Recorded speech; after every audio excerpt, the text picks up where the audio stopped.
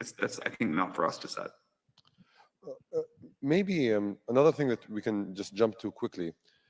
If we're going to talk about governments that do not have the resources of a company like OpenAI or a country like the UAE, countries that are limited in their resources and the, let's say, directions that they can take on these things, what advice do you have for them on the LLM race right now? What should they do? Should they use, in your opinion, closed source or open source tools? Should we choose sides, or should we just go for the best application and the best utility? How would you go about this? We're giving this a lot of thought. We're trying to, we want to have like an offering that makes sense for countries that want to offer AI services. But in the meantime, I think what people are doing right now, which is just sort of use these APIs or run open source models, I think that'll make sense. I think, if I'm not mistaken, you guys open source GPT-3. Is that correct? GPT-2 we did, I don't think 3. GPT-2, okay. Is there a sense that you guys are going to open source the models as you launch new ones? So, for example, as 5 comes along, you're going to open source 3. Is that something that you guys are thinking about, or is that not on the table? I think you should expect us to open source more things over time, but exactly what and when and how we're trying to figure out. There are like great open source models, open source language models out in the world now. And, I don't think what the world needs is like another similar model. So we'd like to do something that is helpful and new, and we're trying to figure out what that might be.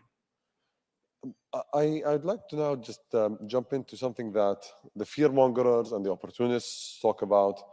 What is the most thing that you fear when it comes to the deployment of AI, and the most thing you're optimistic about? Like, if I'm going to tell you what keeps you up at night and what keeps you going in the morning, give me one reason for that and one reason for the other.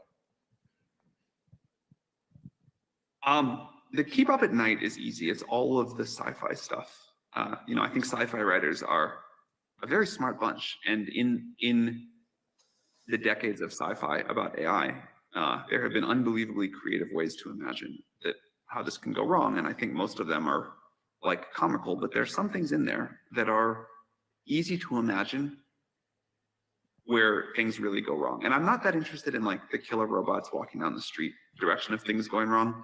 I'm much more interested in the like very subtle societal misalignments where we just have these systems out in society, and through no particular ill intention, things just go horribly wrong. But the thing that wake me up in the morning with energy every day is what I actually believe is things are just going to go tremendously right. We got to work hard to mitigate all of the downside cases. They are, I think, very significant and real potentials to confront.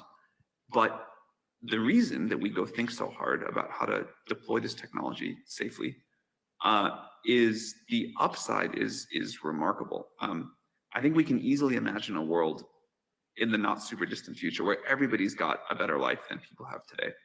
I think we can raise the standard of living so incredibly much if everybody has access to abundant amounts of really high quality intelligence, and they can use those tools to create whatever they want to do. That's like pretty amazing.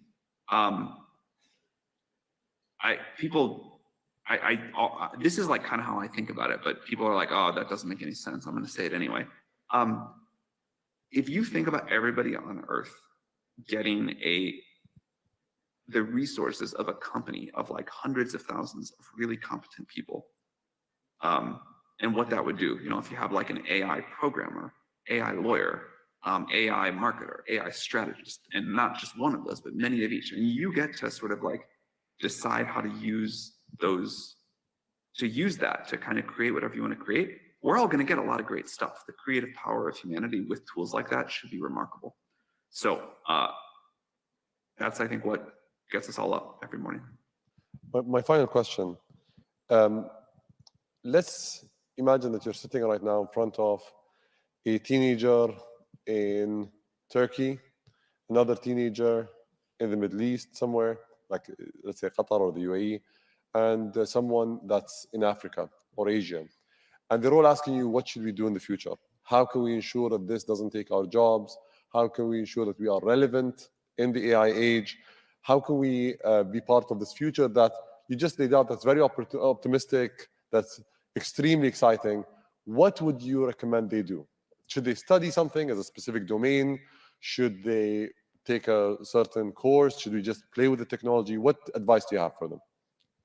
The first thing I would say is you are unbelievably lucky. You are coming of age at probably the best time in human history.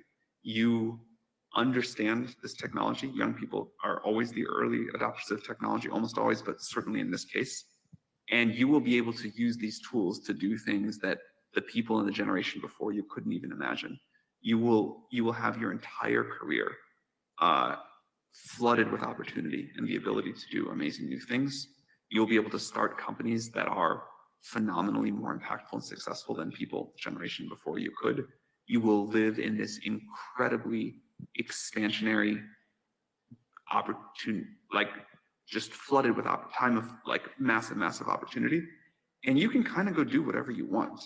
I think the rule, like the ground under us all is shifting, the rules are changing, but the amount of value that'll be created and the ability for an individual to express their creative vision and will, it's a great time.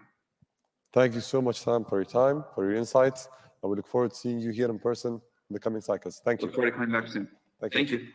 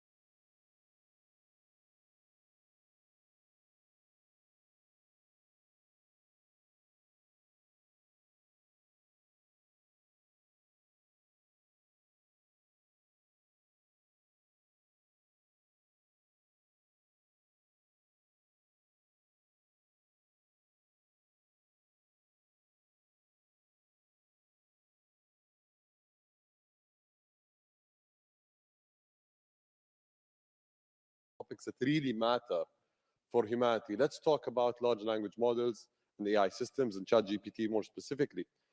I want to start off, Sam, by asking you, what drives you to create these systems? Why did you embark on this journey?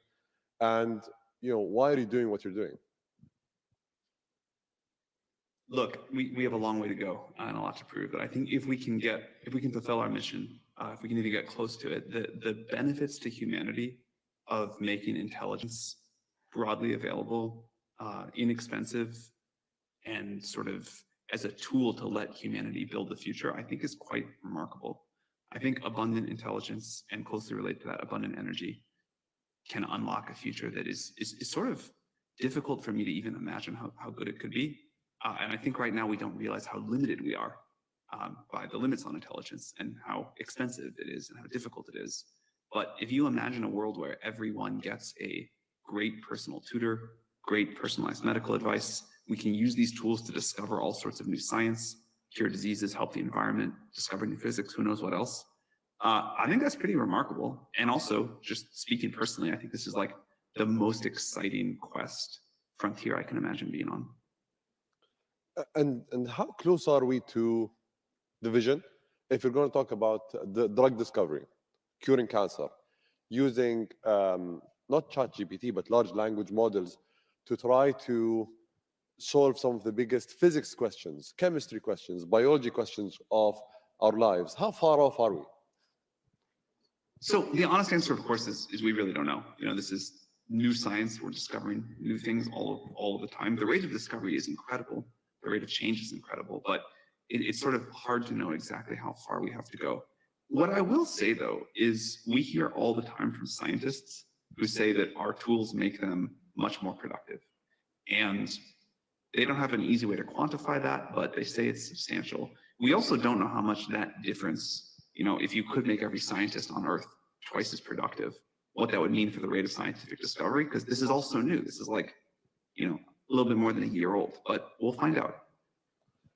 So I'd like to just touch upon the UAE's experience here, because we did talk about this when we were together in person a few weeks ago. We've seen that the deployment of large language models and ChatGPT in specific actually did not increase cheating rates in universities. It was actually a great enabler for students, for professors. We've seen as well that when the government embraces these systems and talks about them positively, the public utilize them in the right way. So we launched a guide to help people understand how to use these tools effectively and how to be more productive with them, as well as probably put some guidelines against what they shouldn't be used for. What is the best government application that you've seen? What's something that you think is a model for other governments to follow in this domain? So, first of all, you touched on something that you sort of glossed over, but I want to spend a second on it because I think it's informative to what's happening, which was about education and cheating in schools. And when ChatGPT first came out, you know, the whole world had a moment of adjustment. But the first thing that happened is, at least in the United States, in my experience, school districts were falling all over themselves to ban ChatGPT the fastest and declare it, you know, this existential threat to education.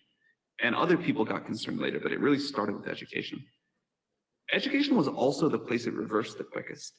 Teachers and school districts embraced it and said, you know, hey, this is part of the future. This is something that we all want. This is going to help our students learn better. And I really believe this will be the most, this already is, and certainly will be, one of the most transformative technologies for education we've had in recent times.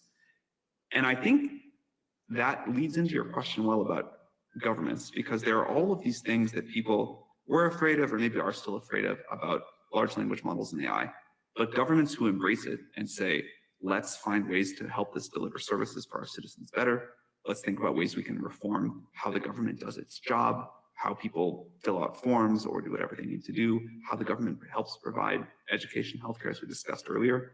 That seems to be working really well. And the governments that are saying, let's lean in, let's experiment with this, let's embrace it, let's, you know, make it available to our government, to our citizens, that I think is the best thing to do right now. And just say like, hey, we're all figuring this out together, we're all writing the rule book together, but let's lean in and try it. There's a thought that says you have ChatGPT 3, which blew people away. You had 3.5, which was a huge improvement. You have GPT-4 that also took us to the next level. And now you're working on GPT-5. The proliferation of this technology is still limited. So we're still using it in a very specific domain, very specific use cases. We haven't really seen the proper applications that are world changing. Why are we continuing to push across the bigger, the better, the larger models that we're seeing right now? What's the logic behind that? Can you explain that to us? Well, I think for that exact reason, as you said, we have not yet seen as much world-changing application as we'd like. Maybe we've seen some. There are a lot of people who use these services and get value out of them, but not as much as we'd like. And I think the reason is the current technology that we have is like, I mean, it's like that very first cell phone with the black and white screen that can only display those like numbers, and you know, it just didn't do much. But there was enough in there. You're like, I can make a call. That's cool. And at the time, that seems great. And then it took us, I don't know how long from that, but many decades from that to the iPhones we have today. And the thing we have today is incredible. And it took a massive amount of scaling in all these different ways to get there. But we have now is like unimaginable at the time of those like first primitive cell phones. And I think that's why we have to push forward. We're at this barely useful cell phone, but people still like making phone calls, it turns out. And if you can make a better way for them to do it so they can go walk around the world while they do it, sure, that's great. But that's not what we want to deliver. We want to deliver the iPhone 16 or 15 or whatever the current one is. And what's the timeline to reach the iPhone 16 from the current Motorola that we have? You got to be a little patient. That's like it took the world a while to do that last time around. So give us some time. But I will say, I think in a few more years, it'll be much better than it is now. And in a decade, it should be pretty remarkable. And if we're going to compare GPT-4 to GPT-5, because you're at the cusp of this, you're actually seeing it at the forefront. What is the difference? Like, if I'm excited about GPT-5, what should I be excited about? I was sort of laughing a little bit because this is going to sound like an annoying answer, but I think it is the important part. It's going to be smarter. There are all of these other things, we can talk about. It'll be better at these kind of tasks. It'll be multimodal. It'll be faster. Who knows what. But the thing that I think really matters is it's going to be smarter. And this is a bigger deal than it sounds, right? Because what makes these models so magical is that they're general. And so if it's a little bit better, if it's a little bit smarter, that means it's a little bit better at everything. And the thing that I think is most exciting is it's not like this model is going to get a little better at this task and not really better at these, or, it's not that. It's because we're going to make the model smarter. It's going to be better at everything across the board. Have you watched the movie Freaky Friday, where these two people switch places? I've heard of it, but I haven't watched it. So the thesis or the idea of the movie was two people switched places. They moved into different bodies and they lived each other's lives. Let's assume today is Freaky Tuesday and you become the Minister of Artificial Intelligence of the UAE. If you were going to take one regulatory decision for this country, knowing what you know, seeing what you see, what would you do? Does that mean you have to take my job for a day? I would love to do that, just for a day. You have fun with that. It's not as easy as it looks. No, I know it's very hard, but I'd love to experience it. That'd be great. Anytime you want to switch, I will greatly look forward to that. What I would do, that was a curveball, by the way. No. It's a really thoughtful question. I'm trying to give a thoughtful answer. I think what I would do is try to, and I know you've done some work in this direction, and I really appreciate it, but I would try to find a way to create more of a regulatory sandbox where people could experiment with this technology and be able to figure out sort of like imagine, whatever you want to call it, what the world could look like. And then I would try to see what makes sense and what doesn't, and write the regulation around that. I think it's very hard. I think we have to try, and we're going to anyway, but I think it's very hard to get all of the regulatory ideas right in a vacuum. And if there was a sort of a contained way that I could find a way to like give people the future and let them experiment with it, and then see what made sense, what went really wrong, what went really right, and write the regulation around that. That seems like an interesting experiment. So I have great news. We already have a platform here called the Reg Lab that does that. The only issue is, I think it hasn't proliferated yet to be truly global. One thing that I think we should do is actually look at how we can take it to the next level and use a specific use case there for AI rather than just broad technologies, right? Can I change my answer? I thought more. You can change your answer 100 times. Go on. I still think that's a good thing to do, but since I only have one day, a better thing to do. Okay. One thing that I have been thinking about, so the world is going to try all of these different regulatory approaches. There'll be your sandbox. I think it's awesome that you have that. Other people do other things. But we are going to, and I think that's actually really good, but we are going to need, I believe at some point, some sort of global system. The example that I've given in the past is the IAEA, the International Atomic Energy Agency, for what happens with the most powerful of these systems, because they will have truly global impact. And what sort of auditing, what sort of safety measures do we want in place before you can deploy like a super intelligence, or however you want to call an AGI. And I think for a bunch of reasons, the UAE would be so well set up to be a leader in the discussions around that. I would like host a one-day conference with leaders from around the world to brainstorm about that. Consider it done. We'll do it. Okay. Thank you. I'd love to come. I'd like to just move on to the regulatory issue. So I remember the first time we had this conversation on artificial intelligence, on regulating AI, the dangers, the opportunities was, if I'm not mistaken, was it 2017 that we met in LA when yes, you hosted that? Or 16. Either 16 or 17, one of those years. And we were having a discussion, and you actually put forward a vision for AI that's going to change the world alongside Elon Musk and a few others. And you also mentioned some of the dangers. There are a lot of efforts today on regulation. There are efforts by the UN. There are efforts by the G20, by the G7, and others. In terms of these efforts, are they hitting the mark, you think? Is there something else that we need to do? We have a lot of people here that represent international organizations and that represent governments. What more should we do? And if it's doing well, how can we make it even better? Frankly speaking, I think we're still in the stage, and this is not necessarily bad, but we're still in the stage of a lot of discussion. So there's, everybody in the world is having a conference, everybody's got an idea, a policy paper, and that's okay. I think we're still at a time where debate is needed and healthy. But at some point in the next few years, I think we have to move towards like an action plan with real buy-in around the world. Can you elaborate a little bit on that? Like exactly what is necessary to make that happen? I honestly don't think that is for OpenAI to say. I mean, we have a lot of ideas. We've tried to contribute them to the discussion. I think a lot of other people have a lot of ideas. This is a big thing. Like this is going to touch all of us, and this is going to. I am very high conviction that we can manage our way through this, but it's going to take a great deal of collaboration, and it's going to take our leaders of the world coming together, and that's I think not for us to set.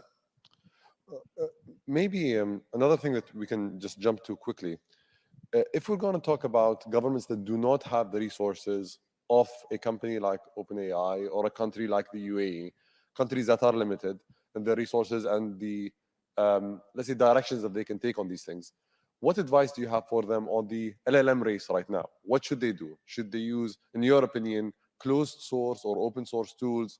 Should we choose sides, or should we just go for the best application and the best utility? How would you go about this? We're giving this a lot of thought. We're trying to, we want to have like an offering that makes sense for countries that want to offer AI services. But in the meantime, I think what people are doing right now, which is just sort of use these APIs or run open source models, I think that'll make sense.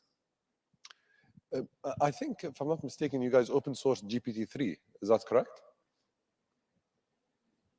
GPT-2 we did, I don't think 3. GPT-2, okay.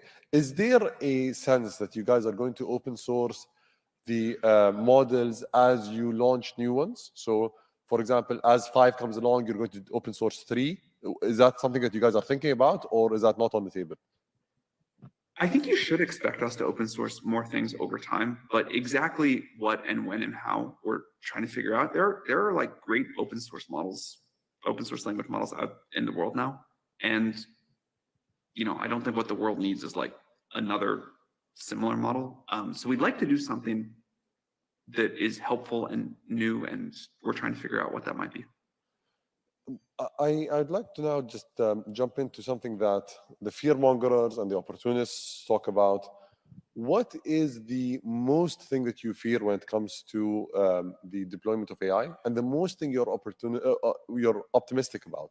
Like, if I'm going to tell you what keeps you up at night and what keeps you going in the morning, give me one reason for that and one reason for the other. The keep up at night is easy. It's all of the sci-fi stuff.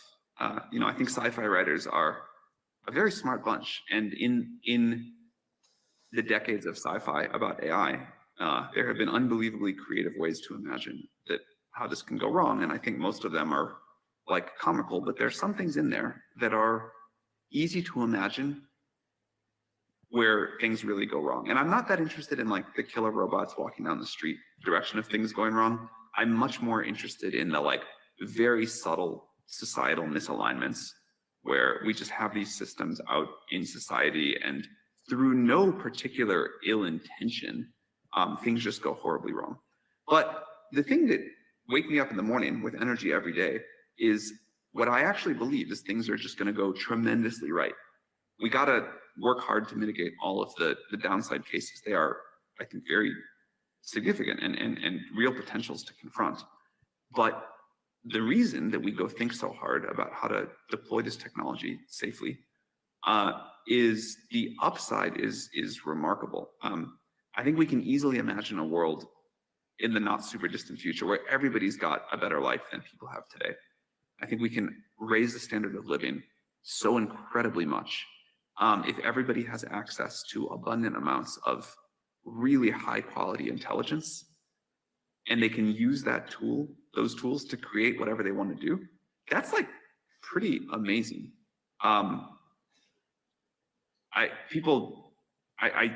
This is like kind of how I think about it, but people are like, oh, that doesn't make any sense. I'm going to say it anyway. If you think about everybody on Earth getting the resources of a company of like hundreds of thousands of really competent people, and what that would do, if you have like an AI programmer, AI lawyer, AI marketer, AI strategist, and not just one of those, but many of each, and you get to sort of like decide how to use that to kind of create whatever you want to create, we're all going to get a lot of great stuff. The creative power of humanity with tools like that should be remarkable. So that's, I think, what gets us all up every morning. But my final question, let's imagine that you're sitting right now in front of a teenager in Turkey, another teenager in the Middle East somewhere, like let's say Qatar or the UAE, and someone that's in Africa or Asia. And they're all asking you, what should we do in the future? How can we ensure that this doesn't take our jobs? How can we ensure that we are relevant in the AI age? How can we be part of this future that you just laid out that's very optimistic, that's extremely exciting? What would you recommend they do? Should they study something as a specific domain? Should they take a certain course? Should we just play with the technology? What advice do you have for them? The first thing I would say is you are unbelievably lucky. You are coming of age at probably the best time in human history. You understand this technology. Young people are always the early adopters of technology, almost always, but certainly in this case. And you will be able to use these tools to do things that the people in the generation before you couldn't even imagine. You will have your entire career flooded with opportunity and the ability to do amazing new things. You'll be able to start companies that are phenomenally more impactful and successful than people the generation before you could. You will live in this incredibly expansionary opportunity, like just flooded with time of like massive opportunity. And you can kind of go do whatever you want. I think the ground under us all is shifting, the rules are changing, but the amount of value that'll be created and the ability for an individual to express their creative vision and will, it's a great time. Thank you so much, Sam, for your time, for your insights. I would look forward to seeing you here in person in the coming cycles. Thank you. Look forward to coming back soon. Thank you.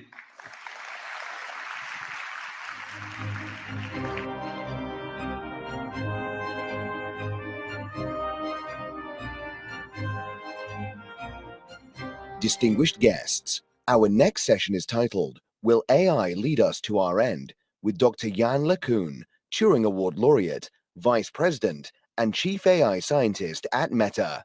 This session is moderated by Nate Langson from Bloomberg.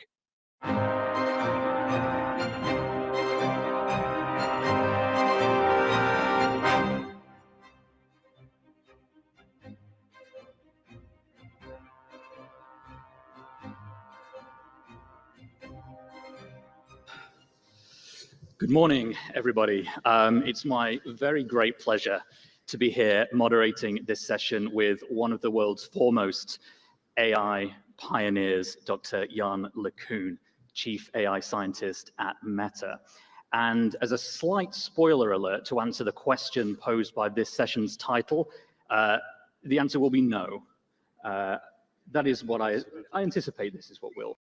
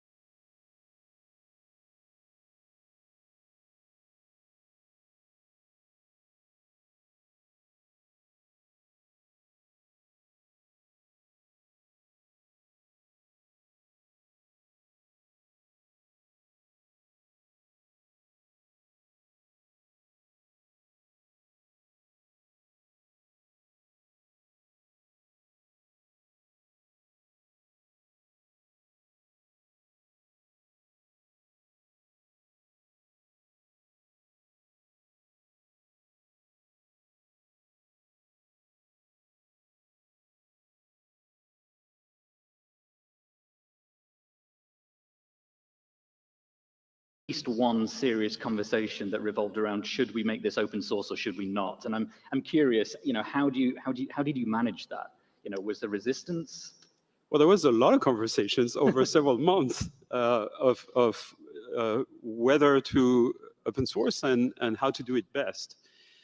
And what happened is that we did it in sort of multiple stages. So we released the first Llama in early 2023.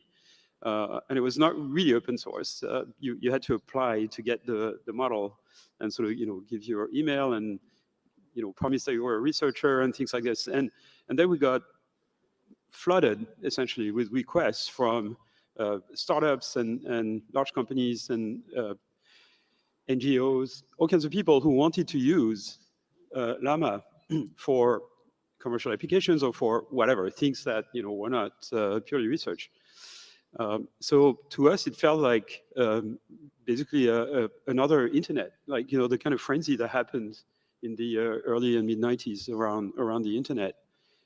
And clearly this was going to be a platform. And of course, there is only a small number of companies in the world today that can train those high power frontier models. And at Meta, there's been a long tradition of practicing open research first, but also open sourcing infrastructure software, going back to the beginning of the company.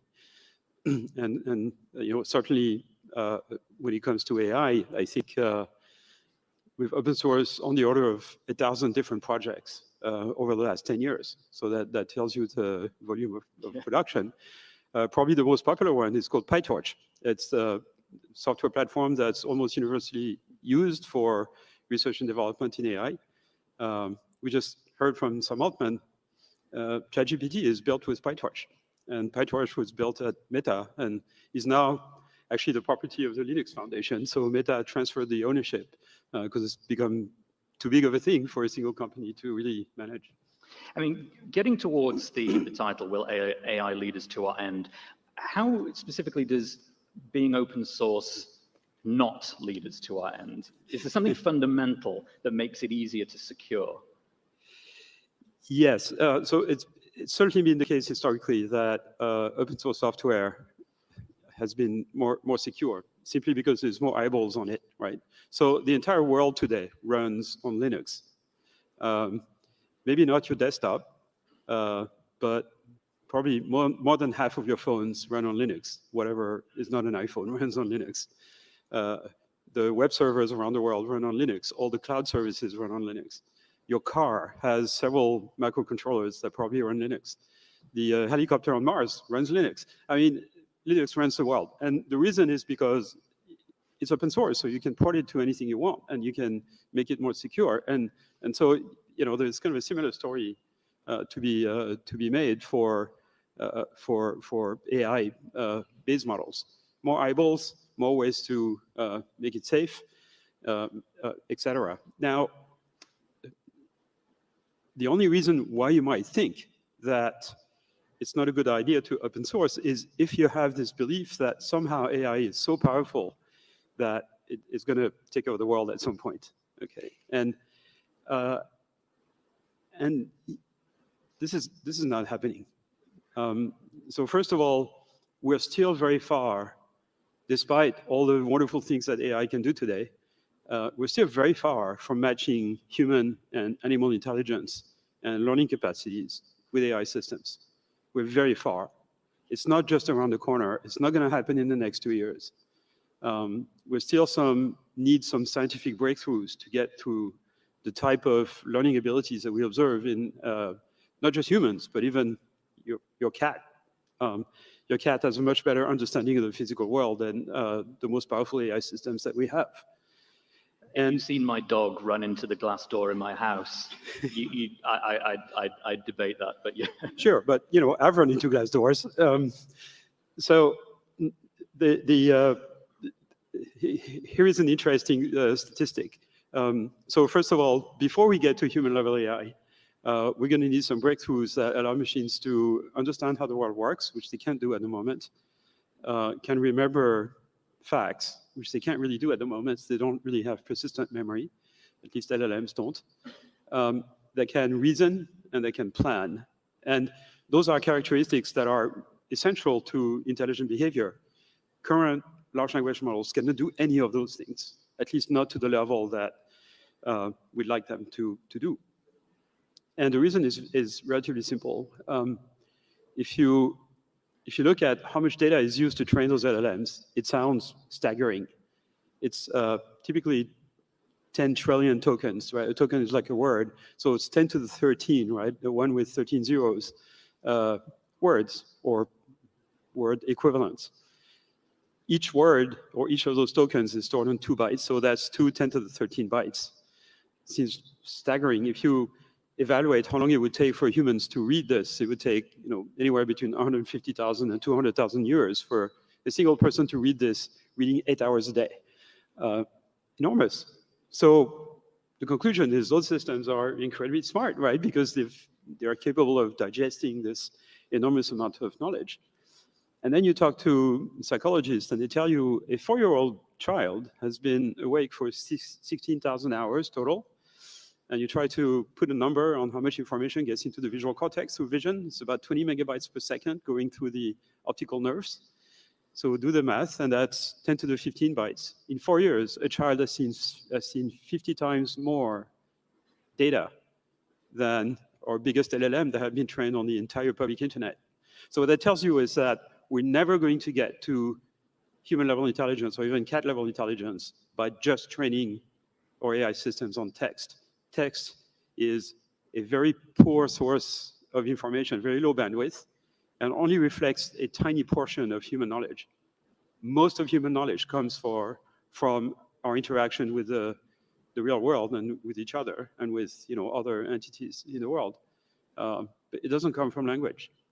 And so we keep running into this paradox that roboticists have known for a long time, the Moravec paradox, or computer scientists, that things that we take for granted, like grabbing an object and manipulating it and planning a sequence of actions to arrive at a result, we don't think of this as being an intelligent task. It's kind of too easy. And that's fiendishly complicated to do for AI or for a robot. And that's the reason why we don't have self-driving cars yet, right? I mean, we have LLMs that can pass the bar exam, but we don't have self-driving cars. We don't even have domestic robots that can, clean up the dinner table, fill up the dishwasher, clean the house, mow the lawn, all those things, all tasks that a 10-year-old can learn in one shot. So that tells you we need some breakthroughs before we make real progress in AI. Where do you think that breakthrough is going to come from? Well, it's going to come from science. It's not going to come from just scaling up the current architectures that we have and training them on more data. First, because as we increase the amount of data with LLMs, the performance is saturating, and we don't have more data. We're already using all the public data on the internet, so that's not going to work. And so it's going to come from scientific breakthroughs, not just from more GPUs and more data. This is not sufficient. And 16,000 hours of video corresponds to about 30 minutes of YouTube uploads. So we have more video than we need to be able to, if we had the techniques to get a system to learn how the world works by watching, like babies. For example, it takes about 9 months for babies to learn about intuitive physics, the fact that objects that are not supported fall because of gravity. Before that, babies haven't really kind of understood that. And what type of learning do they use? That's really kind of a big puzzle. We're working on it. We're making progress, but it's going to take a while. You speak to a lot of business leaders, a lot of government representatives around the world. I'm curious to get your perspective on how the rhetoric has changed over the last year, let's say, particularly as it relates to the security and the safety concerns associated with generative AI in particular. How has that evolved, and where are the concerns currently coming from? Yeah, so there is good news and bad news in that respect. Some of us certainly have a very positive view of the potential of technology. We just heard from Sam Altman. We wouldn't be working on this if we didn't think that was beneficial for humanity. And in fact, my opinion is that AI systems will essentially amplify intelligence of humanity as a whole. We'll have AI assistant working for us. They're not going to take over the world because they'll be working for us. We'll be setting goals for them. AI might be dangerous if it sets its own goals, but if we set their goals, then they just work for us. It's like having a staff of really smart people working for you, which I think most of the leaders in this room are familiar with the concept. I think of working with people who are smarter than them. Certainly I am. So we shouldn't feel threatened by this. And I think more and more people are realizing that this could bring a new renaissance to humanity, basically, by, similar what happened in the 15th century with the invention of the printing press, which really allowed the dissemination of knowledge. So it's a bit of the same effect. So what I've observed over the last 6 months, roughly, is there was a lot of noise around existential risk, and a lot of discussions about this, and those have somewhat been more muted over the last 2 months or so. And now people are more interested in, like, how do we do it right? So, I think it's very similar to a lot of technologies that have been developed over the last century or so, where the first models were perhaps not very reliable and safe, and eventually, because of good engineering and market forces and everything, they became reliable. A lot of us here probably came here through long flights on twin-engine airplanes. Turbojets have become incredibly reliable because of careful engineering over decades. But that wasn't the case early on. It's going to be the same for AI. We're going to start with, not so powerful AI systems, but still systems that are capable of understanding the world, planning, remembering, reasoning, maybe at the level of a cat. And then we're going to progressively turn on, increase the level of sophistication of those systems, all the while kind of implementing guardrails to keep those systems under control, basically fulfilling our objectives and working for us. And to pick up on the comparison to the jets there, you are right. The jet technology is very safe, but every now and again, as we've seen recently, a door on a plane will blow out mid-flight and causes everyone quite a great degree of alarm. And I suppose the question is, how do we avoid that equivalent happening with AI? We didn't expect that. You might expect an engine failure, but you don't expect the door to fall off a plane while it's in midair. So, is the confidence that the equivalent of that isn't being posed here? Well, so, every powerful technology comes with risks. And that, despite the fact that commercial flights are unbelievably safe in terms of statistics, mishaps happen, as with every technology. They're incredibly safer than cars, and people drive cars, right, everywhere. So it's going to be the same for AI. There's going to be, good ways to deploy AI, bad ways to deploy AI. We're going to learn as we go, the way we've learned how to make cars safer, with seatbelts and crumple zones and bumpers and automatic braking systems and things like that. So there's going to be this process. But I think what caused people alarm is the idea that comes out of science fiction that somehow if you get it wrong once, humanity is doomed. And that scenario is preposterous. It's a big year for elections around the world. Do you think, are we prepared? Have we done enough? So sadly, no. That's a real short-term risk. This is not particularly attached to sophisticated AI, by the way, because the ability to produce, fake content, images, or even video has been around for a while, and the ability of generative AI to do this on a big scale is scaring a number of people because of elections across the world in the coming year. Now, what the industry has been working on is standards to authenticate or to essentially label authentic content. So this requires the buy-in from camera manufacturers, image manipulation software providers, distribution channels like social networks. And so the entire industry basically sort of agreed on a standard called C2PA, which would propagate sort of marks of authenticity, if you want. Simultaneously, some companies, social networks in particular, Meta in particular, sort of watermarks generated content. Now, the thing is, it's better to watermark and authenticate real content than generated content, because journalists have an incentive, people who actually want to disseminate true information have an incentive to preserve that mark, whereas people who want to just disinform don't have any incentive. So it's probably a better idea to mark authentic content. So trust your journalists. As a journalist, I'm very pleased to hear that. That's excellent.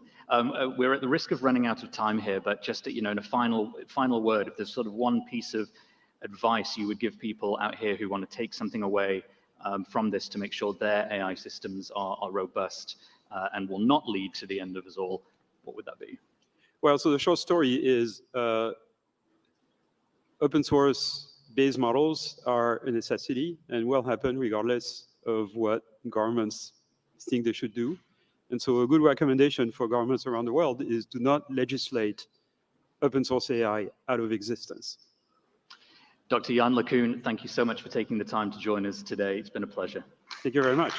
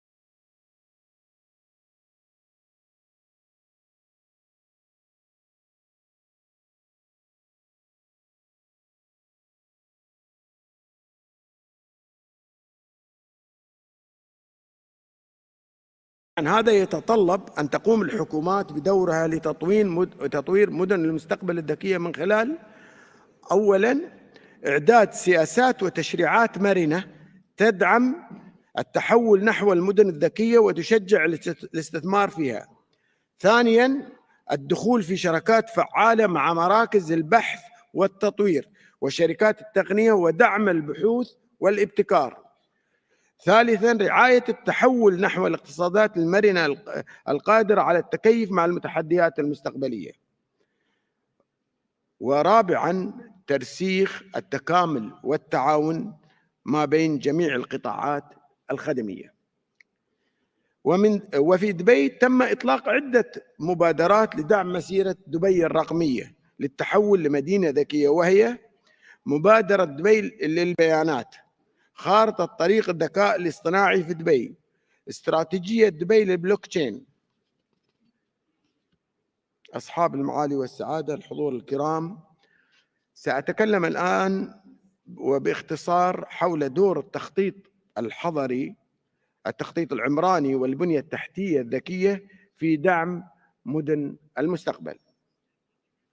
حتى يكون التخطيط العمراني ناجحاً فلا بد من دراسة العديد من العناصر، ومن أهمها حوكمة ومرونة التخطيط الحضري. ثانياً تخطيط وسياسات استخدامات الأراضي. ثالثاً تخطيط البنية التحتية الذكية وتعزيز الخدمات اللوجستية المتقدمة. رابعاً تخطيط النقل المبتكر والمستدام. وأخيراً سياسة إسكان تضمن التنوع في الخدمات لكافة الفئات. ويعتبر مفهوم التطوير العمراني متعدد الاستخدام اللي هو الميكس ديوز عامل مؤثر في تشكيل مجتمعات ديناميكية تتسم بالشمولية، كما أنه يعزز مجالات مختلفة. تعظيم الاستفادة من المساحات المتوفرة لرفع إنتاجية وكفاءة القوى العاملة. تحسين جودة الحياة من خلال سهولة وسرعة الوصول للخدمات. على سبيل المثال فإن نجاح تخطيط سنغافورة الحضري يتمثل في الاستخدام الفعال للأراضي والبنية التحتية المستدامة. وكذلك فمدينة برشلونة تعد من الأمثلة المعروفة بدقة التخطيط الحضري وإعطاء الأولوية لتوفير مساحات كافية للمشاة. وفي دبي تتضمن الممارسات المتميزة في التخطيط الحضري على سبيل المثال تطوير المدن التخصصية مثل مدينة دبي للإنترنت، مدينة دبي للإعلام، ومدينة دبي الطبية، ومدينة دبي الصناعية، حيث تضم هذه المدن حوالي 7000 شركة. لدعم استمرارية النتائج التي حققها التخطيط الحضري في تعزيز اقتصاد دبي، فقد أطلق سيدي صاحب السمو الشيخ محمد بن راشد آل مكتوم رعاه الله الخطة الحضرية دبي 2040 التي تسعى لتحقيق أهداف رئيسية أذكر منها 168 كيلومتر مربع مساحة الأراضي المخصصة للأنشطة الاقتصادية والصناعية. 55% من السكان سيعيشون ضمن 800 متر من محطات المواصلات. 25% زيادة في المساحة المخصصة للمنشآت التعليمية والصحية. 134% زيادة في المساحة المخصصة للفنادق والأنشطة السياحية. ويعتبر نجاح القطاع العقاري من أبرز الأدلة على فعالية التخطيط العمراني في المدن. ويمثل قطاع العقارات في دبي قصة نجاح مبهرة، حيث رسخ مكانته المتميزة بين الأسواق العالمية الرائدة، وأصبحت دبي من الخيارات المفضلة للمستثمرين المحليين والدوليين.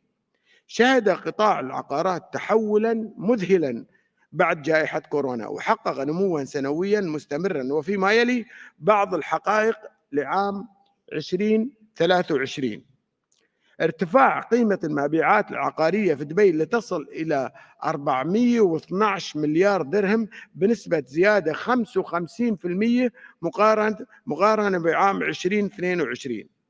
زيادة عدد التصرفات العقارية بنسبة 36% مقارنة بعام 2022. ويعود هذا النجاح في هذا القطاع لعدة أسباب تشمل الشفافية والمصداقية. ثانياً سهولة الاستثمار وحركة رؤوس الأموال. ثالثاً توفير الخدمات المتميزة للمستثمرين. ورابعاً المستويات العالية للأمن والسلامة. كما أن قطاع الخدمات اللوجستية وبفضل التخطيط الفعال يقوم بدور حيوي في دعم اقتصاد دبي، حيث يبلغ حجم قطاع النقل التجاري البري في دبي 8 مليار و4 من عشرة، ومن المتوقع أن يتضاعف بحلول عام 2030. تعد البنية التحتية الذكية عنصراً رئيسياً في تطوير مدن المستقبل، ولا يمكن التقليل من أهمية الذكاء الاصطناعي وأنظمة النقل ذاتية القيادة وأنظمة البيانات الضخمة وأنظمة السلامة والأمن في تطوير البنية التحتية.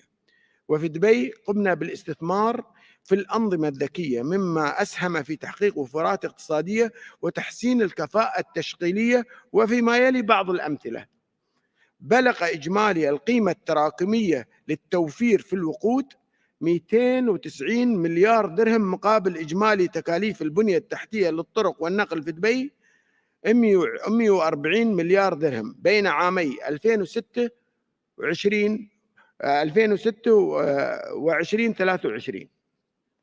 مشروع مترو دبي حقق التعادل بين التكاليف والفوائد بعد 7 أعوام من تشغيله، ومتوقع أن يصل معدل الفوائد إلى التكاليف أكثر من 4 في عام 2030. ولتحقيق رؤية دبي في الريادة العالمية في التنقل، تواصل دبي تطوير شبكات وخدمات الطرق والمواصلات العامة حسب متطلبات خطة دبي الحضرية 2040. ومن أهم المشاريع التي تم إطلاقها مؤخرا الخط الأزرق لمترو دبي. يصل إجمالي الخط حوالي 30 كيلومتر و14 محطة. سيخدم المشروع مليون نسمة في 2040. سيقلل الازدحام المروري على بعض المحاور بنسبة 20%. أصحاب المعالي والسعادة، الحضور الكرام، نواجه تحديات متزايدة مصاحبة للنمو العالمي، وفي الوقت الذي ينصب في تركيزنا على تطوير المدن لتحسين جودة الحياة بكافة أبعادها، أود أن أنهي حديثي اليوم ب3 نقاط رئيسية، وهي: أولاً، لم تعد المسؤوليات التقليدية للحكومات كافية. علينا تولي زمام القيادة من خلال إعداد التشريعات اللازمة للتحول إلى مدن ذكية، أخذ زمام المبادرة في دعم وتبني التطورات التقنية، الاستشراف الاقتصادي وتطوير اقتصادات قادرة على الصمود في وجه الأزمات. ثانياً، حتى تتمكن الحكومات من أداء دورها لا بد من بناء الكفاءات والاستثمار في تطوير القدرات الجديدة، لا سيما في المجالات التالية: التخطيط المتكامل، استراتيجية المناخ، الابتكار والبحث والتطوير، البيانات الضخمة والتقنيات الحديثة. ونؤكد على أن التحول الجذري في الكفاءات أصبح ضرورة وليس خياراً. ثالثاً، تعزيز التعاون والعمل المشترك على مستويات الحكومات والشركات والأفراد لمواجهة التحديات السكانية والبيئية. وأخيراً، أود أن أختم حديثي بكلمات لسيدي صاحب السمو الشيخ محمد بن راشد آل مكتوم رعاه الله: المستقبل سيكون لمن يستطيع تخيله وتصميمه وتنفيذه. المستقبل لا ينتظر، المستقبل يمكن تصميمه وبنائه اليوم. شكرا لحسن استماعكم، والسلام عليكم ورحمة الله وبركاته. Thank you, Your Excellency, for this main address.